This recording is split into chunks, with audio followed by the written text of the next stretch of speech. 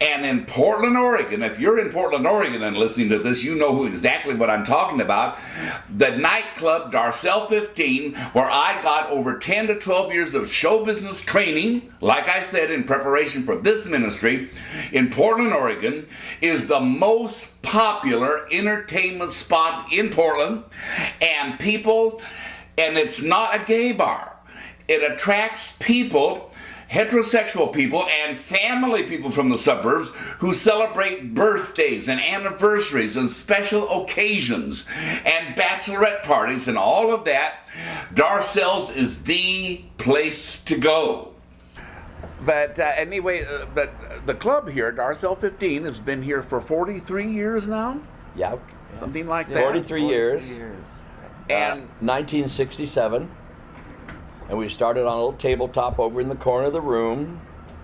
And it was a little neighborhood tavern then. Well, it was a Skid Row tavern. Let's put it where it was. Yeah, it was ultra. I like to say it was ultra Skid Row. Oh yeah, it was winos in the doorway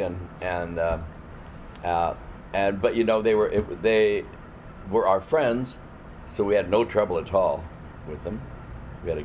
We had to move them out of the way every now and then so customers would come through. And we were a lesbian bar at that time. Right, that's right. It was Demas Tavern. Demas Tavern, and we were a lesbian bar. And how did the name, naming the club Darcelle 15 come about? Well, that was way after, when our shows started. That was in 74. I was Empress in 73. Actually, I lost in 72. I won in 72. For Empress. For Empress. And I had no name in 72. And so Roxy and Mame sat down and said, "We can't call you Madam Demas. We can't call you Walter. You're in a dress." You were Madam D for a long time. Yeah, Madam D. Madam D. Madam for Demas. In the D for Demas. Right. And so she was Madam D for a long time. And then you tell them what you finally came up. You guys came up with the name. So. Weren't you doing melodramas here then? No, I was doing one outside of the club.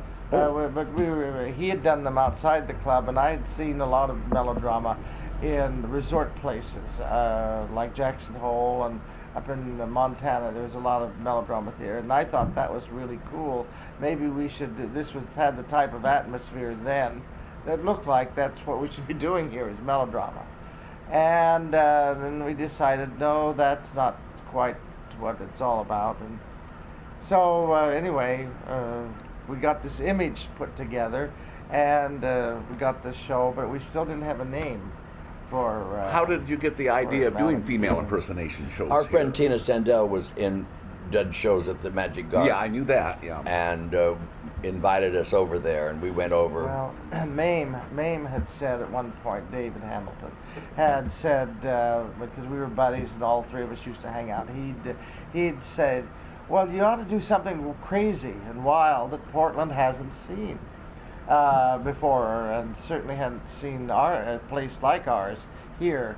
So he said, do something crazy. Well, I'd seen a show in San Francisco a couple times called Pinocchio's, yeah. And I guess you were familiar with Pinocchio's. Yes.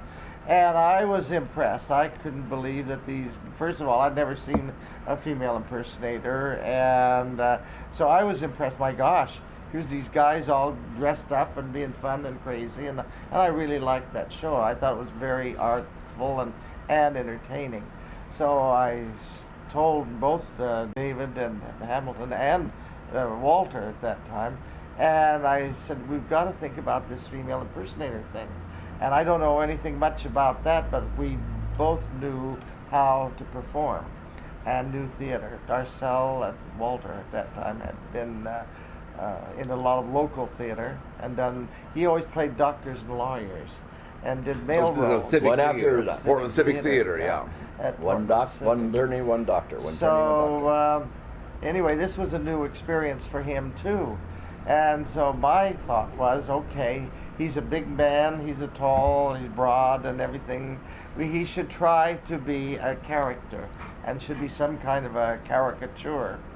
And so I said, the more if you're going to do this female impersonator thing, you've got to be so big and so broad that people can't help but notice you.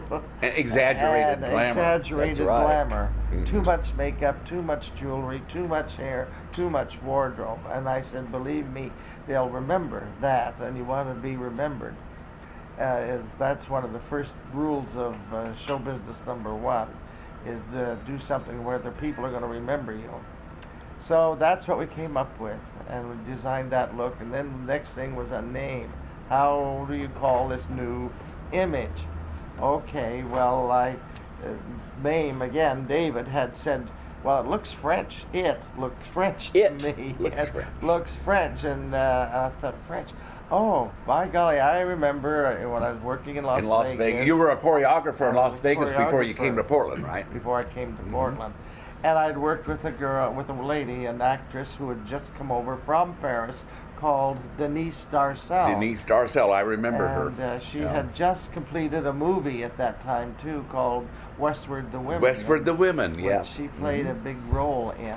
So I liked her really well, and I thought she was lots of fun. So I thought, French, Denise Darcelle. Denise. But I thought, Denise. No, Denise sounds kind of petite and small, and that Denise doesn't fit this new figure we've created here. So I said, okay, Darcelle, how about Darcelle? When he said French, I said, oh, French Darcelle, okay, that's it. And anyway, I called him Darcelle, and we felt that it was, she spelled her name Darcel. Right. And we felt that it should be a little bit more French in the spelling. So we did Darcelle at the end, which really made it doubly French. Anyway, she introduced herself at the next showing as Darcelle. But you have to remember that I had to call and ask you how to spell it. Yeah.